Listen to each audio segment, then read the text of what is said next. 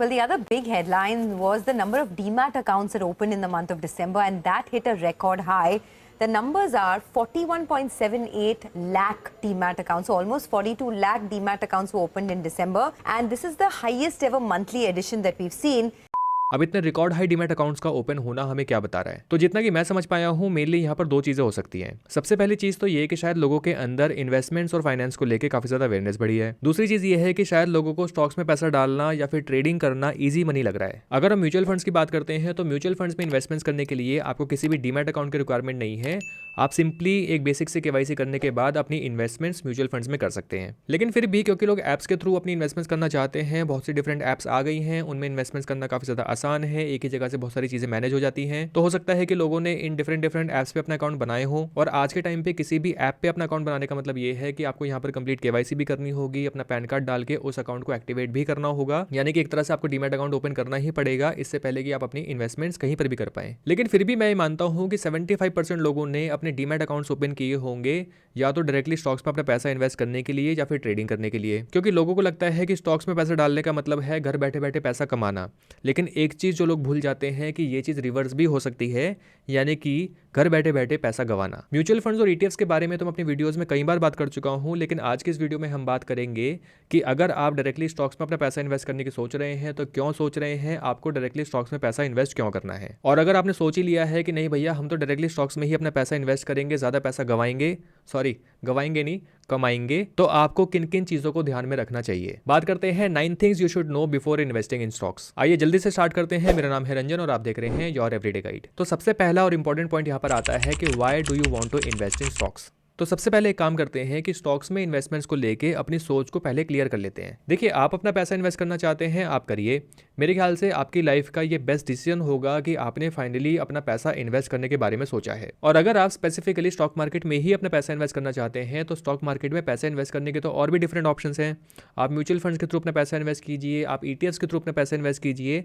आपको directly stocks में ही पैसा इन्वेस्ट क्यों करना है जहां पर रिस्क आपका और भी ज्यादा है? क्या आपको ये लग रहा है कि आप डायरेक्टली स्टॉक्स में अपना पैसा डाल के ज्यादा पैसा बना पाएंगे, या आपको ये लगता है कि आपकी इन्वेस्टमेंट्स पे ज्यादा बेटर कंट्रोल रहेगा अगर आप डायरेक्टली स्टॉक्स में अपना पैसा इन्वेस्ट करते हैं? अगर आपको ये लग रहा है या फिर आपको किसी ने ये बोल दिया है कि स्टॉक्स में पैसा डालने से आपका पैसा 21 दिन में डबल हो जाएगा, तो ऐसा सोचना या फिर ऐसे सपने देखना मुझे लगता है कि आपको जल्दी से जल्दी बंद कर देना चाहिए।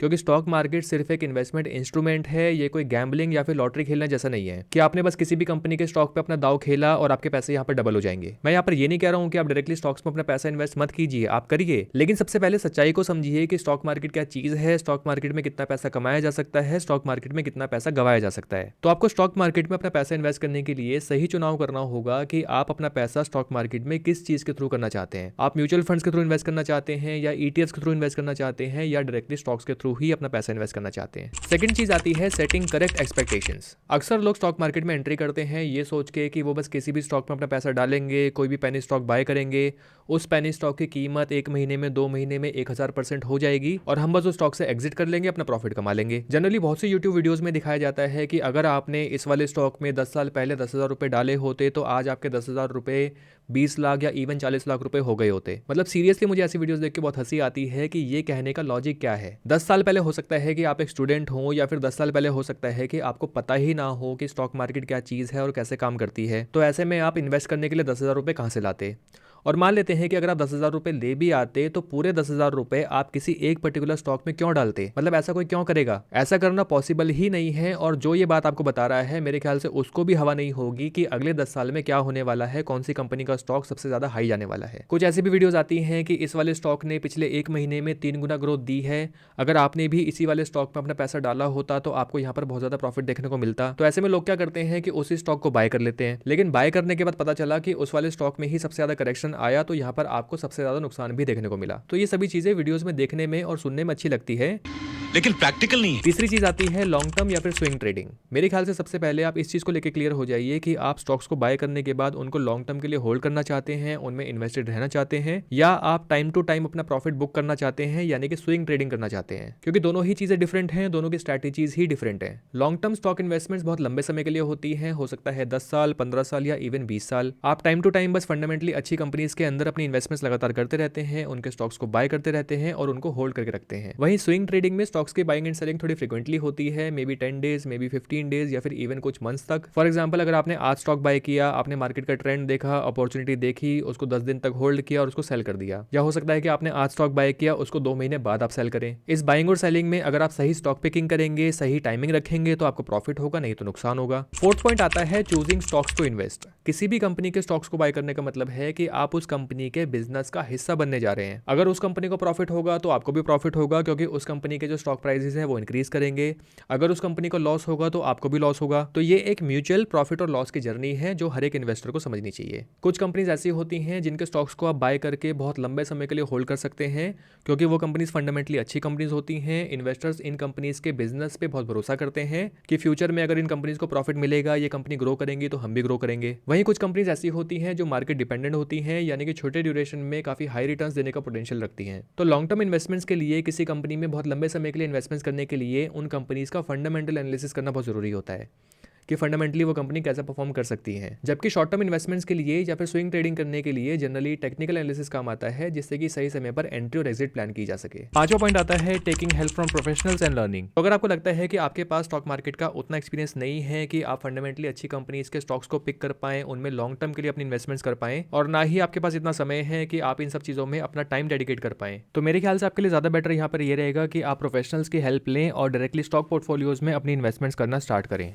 तो आप यहाँ पर हेल्प ले सकते हैं तेजी मंदी की। तेजी मंदी पे आपको एक्टिवली मैनेज्ड और हाईली कॉन्सेंट्रेटेड 15 से 20 क्वालिटी स्टॉक्स का एक रेडी टू इन्वेस्ट पोर्टफोलियो मिल जाता है। ये पोर्टफोलियोज आपके रिस्क के अकॉर्डिंग बनाए जाते हैं, यानी कि इस पोर्टफोलियो में कौन सा स्टॉक आएगा, कितनी क्वांटिटी में आएगा, इसका रीजन भी आपको बताया जाता है। और जैसे कि मैंने बताया कि क्योंकि ये एक्टिवली मैनेज पोर्टफोलियोज होते हैं, तो ये आपके पोर्टफोलियो को टाइम टू टाइम रीबैलेंस भी करते रहते हैं, जिससे कि आपका पोर्टफोलियो मार्केट के अनुसार अपडेटेड रहता है। तेजी मंदी के पोर्टफोलियोज में अपने इन्वेस्टमेंट्स करना बहुत ही आसान है। आपको बस यहाँ पर अपने एग्जिस्टिंग डीमैट अकाउंट को तेजी मंदी के साथ लिंक करना है और आप बस कुछ ही क्लिक्स में अपनी इन्वेस्टमेंट्स डायरेक्टली स्टॉक्स में कर सकेंगे। तेजी मंदी एक सेबी रजिस्टर्ड रिसर्च एनालिस्ट है, जिनकी पेरेंट कंपनी है मोतीलाल ओसवाल फाइनेंशियल सर्विसेज। सो आपको स्टॉक फंडामेंटल्स के साथ मोतीलाल ओसवाल के एक्सपीरियंस का भी फायदा मिल रहा है। इसके board of director mister Ramdev Agrawal हैं, जो कि एक पॉपुलर इन्वेस्टर हैं और मोतीलाल ओसवाल ग्रुप के चेयरमैन भी हैं, और उनके सन मिस्टर वैभव अग्रवाल जो कि इस कंपनी के फाउंडर हैं। तेजी मंदी एक बहुत ही अफोर्डेबल सर्विस है, जिसके सब्सक्रिप्शन फीस सिर्फ 99 रुपीज पर मंथ की है अगर आप 12 मंथ्स का प्लान लेते हैं। और क्योंकि ये फ्लैट फी मॉडल है, तो आप चाहे 50,000 से अपनी इन्वेस्टमेंट्स कीजिए या फिर 50 लाख रुपए से,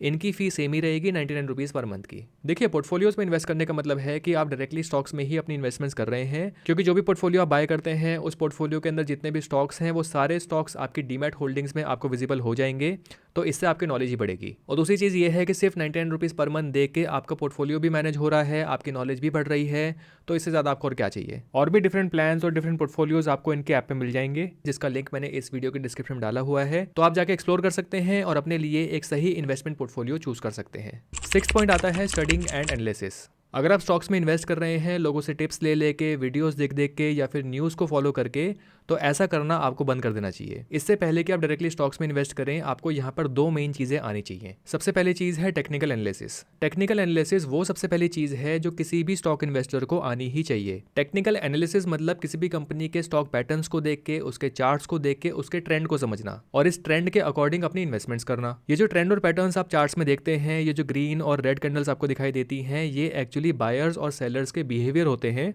जो टाइम टू टाइम या इवेंट्स पे रिपीट होते रहते हैं। तो इससे एक अच्छा आइडिया मिल जाता है स्टॉक को सही समय पर बाय करने का या फिर सही समय पर सेल करने का, क्योंकि ह्यूमन बिहेवियर्स यानी कि ये वाले patterns time to time events के साथ रिपीट होते रहते हैं। तो सही अपॉर्चुनिटी देखकर किसी स्टॉक में एंट्री करना या फिर किसी स्टॉक से एग्जिट ले लेना, ये आप तभी कर पाएंगे जब आपको चार्ट के बेसिक्स पता होंगे। तो टेक्निकल एनालिसिस कैसे करते हैं, इसके ऊपर आपको यूट्यूब पे बहुत सारी वीडियोस मिल जाएंगी। आपको एक भी रुपया खर्च करने की जरूरत नहीं है, आप फ्री में सब कुछ सीख सकते हैं। दूसरी चीज आती है फंडामेंटल एनालिसिस। कोई कंपनी फंडामेंटली अच्छी है या नहीं है, ये आपको बताता है फंडामेंटल एनालिसिस। फंडामेंटल एनालिसिस मतलब उस कंपनी के चार्ट्स की जगह उस कंपनी की दूसरी चीजों को स्टडी करना, जैसे कि कंपनी की फाइनेंशियल रिपोर्ट्स, उसकी प्रॉफिटेबिलिटी, उसके कॉम्पिटिटर कौन कौन है, उसके फ्यूचर प्रोस्पेक्ट क्या है, जिससे कि आप उस कंपनी की ग्रोथ, उसके स्टॉक प्राइस का अंदाजा लगा सकते हैं कि वो फ्यूचर में बढ़ेंगे या नहीं बढ़ेंगे। तो फंडामेंटल एनालिसिस थोड़ी डिटेल स्टडी होती है किसी कंपनी के बारे में। तो लॉन्ग टर्म इन्वेस्टमेंट्स यानी कि अगर आप किसी स्टॉक को बहुत लंबे समय के लिए बाय करना चाहते हैं, ऐसी कोई कंपनी है जिसका आप फ्यूचर पोटेंशियल जानना चाहते हैं, तो ऐसी बहुत सी चीजों को आपको देखना और समझना पड़ेगा। 7वां पॉइंट आता है रिस्क टॉलरेंस।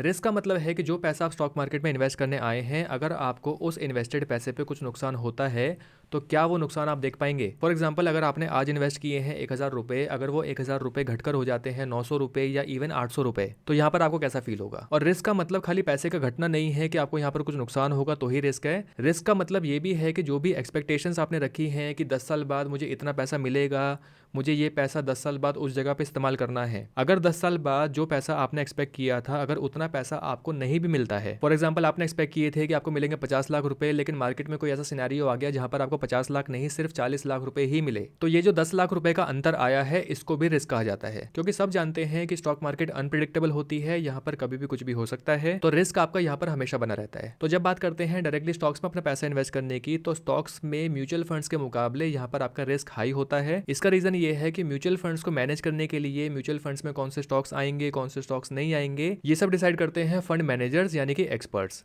वहीं दूसरी तरफ आपके पोर्टफोलियो में कौन से स्टॉक्स आएंगे, कौन से स्टॉक्स जाएंगे, ये डिसाइड करते हैं आप। तो अगर आप खुद एक स्टॉक एक्सपर्ट हैं, आपको स्टॉक पिकिंग आती है, आपको रिस्क मैनेज करना आता है कि कौन सा स्टॉक बाय करना चाहिए, कौन से स्टॉक में से एग्जिट कर देना चाहिए, तो वेल एंड गुड। वहीं दूसरी तरफ अगर आप कुछ रिस्की स्टॉक पिकिंग्स करते हैं, फॉर एग्जांपल आपने स्मॉल कैप में कोई ऐसी कंपनी उठा ली जिसको आपको लग रहा था कि ग्रोथ मिलेगी, लेकिन ग्रोथ आपको वहाँ पे नहीं मिलती है, या फिर आप पेनी स्टॉक्स में अपना पैसा इन्वेस्ट कर देते हैं, तो ऐसे केसेस में आपका जो रिस्क है वो रिस्क काफी हाई हो जाता है। Most of the beginner investors की अगर हम बात करते हैं, जो लोग बहुत हाई एक्सपेक्टेशंस के साथ स्टॉक मार्केट में आते हैं, स्टॉक्स को बाय करते हैं, वो लोग जैसे ही अपने पोर्टफोलियो को रेड में देखते हैं तो पैनिक करके अपने सभी स्टॉक्स को लगातार सेल करना स्टार्ट कर देते हैं, क्योंकि वो उतना नुकसान नहीं झेल पाते। तो म्यूचुअल फंड्स के मुकाबले डायरेक्ट स्टॉक्स में जब इन्वेस्टमेंट्स की बात आती है, तो यहाँ पर आपको अपना रिस्क टॉलरेंस थोड़ा सा बढ़ाना होगा, क्योंकि बात यहाँ पर इंडिविजुअल स्टॉक पिकिंग की हो रही है। आपके पोर्टफोलियो के अंदर सभी स्टॉक्स ग्रीन में रहें, आपको लगातार फायदा देते रहें, ऐसा हो पाना पॉसिबल नहीं है। तो यहाँ पर आपको अपने रिस्क को समझकर चूज करना होगा कि आप लार्ज कैप कंपनीज में इन्वेस्ट करना चाहते हैं, या मिड कैप कंपनीज में इन्वेस्ट करना चाहते हैं, या स्मॉल कैप में, क्योंकि इन सभी कैटेगरीज के स्टॉक्स का रिस्क फैक्टर अलग अलग होता है। 8वां पॉइंट है, don't follow news, follow your own analysis. अगर आप बस टिप्स लेके या फिर स्टॉक्स के नाम सुन सुन के अपनी इन्वेस्टमेंट्स करने की सोच रहे हैं, या फिर ऑलरेडी कर रहे हैं, तो ऐसा करना आपके लिए लॉन्ग टर्म में मुश्किल पैदा कर सकता है। आप सिर्फ टिप्स के बेसिस पे अपनी मेहनत से कमाए गए पैसे को ऐसे ही कहीं पर इन्वेस्ट नहीं कर सकते। आपको किसी भी स्टॉक को बाय करने का या फिर उसको सेल करने का रीजन भी पता होना चाहिए। जब आप टिप्स लेके अपनी इन्वेस्टमेंट्स करते हैं, तो ऐसे में होता क्या है कि जनरली आप किसी वीडियो को देख के या फिर कहीं से सुन के उस स्टॉक में अपनी इन्वेस्टमेंट्स तो कर लेते हैं, यानी कि आप एंट्री तो कर लेते हैं, लेकिन आपको वहां से एग्जिट कब करना है, किस इवेंट पे करना है, ये आपको नहीं पता होता। देखिए, किसी भी स्टॉक का नाम जनरली लोगों के मुंह पे या फिर न्यूज में तब आता है जब वो स्टॉक काफी अच्छे रिटर्न्स दे रहा होता है। हो सकता है कि जब तक आपके कानों में उस स्टॉक का नाम जाए तब तक बहुत देर हो चुकी हो, यानी कि वो स्टॉक ऑलरेडी अपने इन्वेस्टर्स को या फिर ट्रेडर्स को अच्छे रिटर्न्स दे चुका हो। तो ऐसे में जनरली होता क्या है कि जो स्टॉक जितनी तेजी से ऊपर जाता है, वो स्टॉक उतनी तेजी से करेक्ट भी होता है। तो पता चला कि जब आपने उस स्टॉक में एंट्री करी, जब आपने उस स्टॉक को बाय किया, तो उस स्टॉक में करेक्शन का टाइम आ गया, तो आप वेट करेंगे, आपको लगेगा ये स्टॉक वापस ऊपर की तरफ जाएगा, लेकिन हो सकता है कि आपको लगातार यहाँ पर नुकसान ही देखने को मिले। तो आपको ऐसा नहीं करना चाहिए। तो ये जरूरी है कि आप अपना खुद का एनालिसिस करें, अपने खुद के एनालिसिस के बेसिस पे ही स्टॉक्स को बाय करें, तभी आप यहाँ पर कुछ रिटर्न्स निकाल पाएंगे। नहीं तो बैक टू बैक हो सकता है कि आपको यहाँ पर लगातार नुकसान ही देखने को मिले। फाइनली आखिरी पॉइंट आता है, patience is the key. Finally आपको ये समझना होगा कि स्टॉक मार्केट में 4-5 दिन में या फिर 21 दिन में पैसा डबल नहीं होता। आपको यहाँ पर टाइम टू टाइम इन्वेस्ट करते रहना होगा, पेशेंस रखने होंगे। हो सकता है कि जब आप स्टॉक मार्केट में एंट्री करें तो आपको यहाँ पर बहुत लंबे समय तक कुछ खास रिटर्न्स देखने को ही ना मिले, या इवन ये भी हो सकता है कि आपको लगातार नेगेटिव रिटर्न्स देखने को मिले। तो ऐसे केसेस में भी आपको यहाँ पर पेशेंस रखने होंगे। अगर आपने फंडामेंटली अच्छी कंपनीज में अपनी इन्वेस्टमेंट्स की हैं, तो यहाँ पर आपको फायदा देखने को जरूर मिलेगा। आप जितने लंबे समय के लिए अपनी इन्वेस्टमेंट्स करेंगे, आपको यहाँ पर रिटर्न्स और रिजल्ट्स उतने ही अच्छे देखने को मिल सकते हैं। और जैसे कि पास्ट में देखा गया है कि लॉन्ग टर्म यानी कि 10 साल या फिर इससे ज्यादा की ड्यूरेशन में इवन लार्ज कैप कैटेगरी ने भी अपने इन्वेस्टर्स को 12-13% के रिटर्न्स या फिर इससे ज़्यादा के रिटर्न्स भी कुछ केसेस में दिए हैं। अगर आपके अंदर पेशेंस नहीं है, आपको बहुत जल्दी रिजल्ट्स चाहिए, 1 महीने या फिर 6 महीने में ही आपको बहुत अच्छे रिटर्न्स देखने हैं, तो मेरे ख्याल से स्टॉक मार्केट आपके लिए एक सही जगह नहीं है। आपको स्टॉक मार्केट में अपना पैसा नहीं इन्वेस्ट करना चाहिए। तो दोस्तों, आप स्टॉक्स में इन्वेस्ट करिए, लेकिन सही क्लैरिटी, सही एक्सपेक्टेशंस और सही नॉलेज के साथ। स्टॉक मार्केट में आप जितने लंबे समय के लिए अपनी इन्वेस्टमेंट्स करेंगे, आपको यहाँ पर उतना ही ज्यादा प्रॉफिट और फायदा देखने को मिल सकता है। आई होप जो भी डिफरेंट पॉइंट्स हमने आज के इस वीडियो में डिस्कस किए हैं, ये आपकी कहीं ना कहीं हेल्प जरूर करेंगे। और फाइनली, अगर आप तेजी मंदी के रेडीमेड स्टॉक पोर्टफोलियोज में अपनी इन्वेस्टमेंट्स करना चाहते हैं, तो उनको एक्सप्लोर करना मत भूलिएगा। लिंक आपको इस वीडियो के डिस्क्रिप्शन में मिल जाएगा। आई होप ये वीडियो आपके लिए हेल्पफुल रही होगी। अगर ये वीडियो आपको अच्छी लगी है तो इस वीडियो को लाइक करके मुझे जरूर बताएं। चैनल को सब्सक्राइब करना और बेल नोटिफिकेशन आइकन को प्रेस करना मत भूलिएगा। जल्दी मिलेंगे नेक्स्ट वीडियो में। Thank you for watching.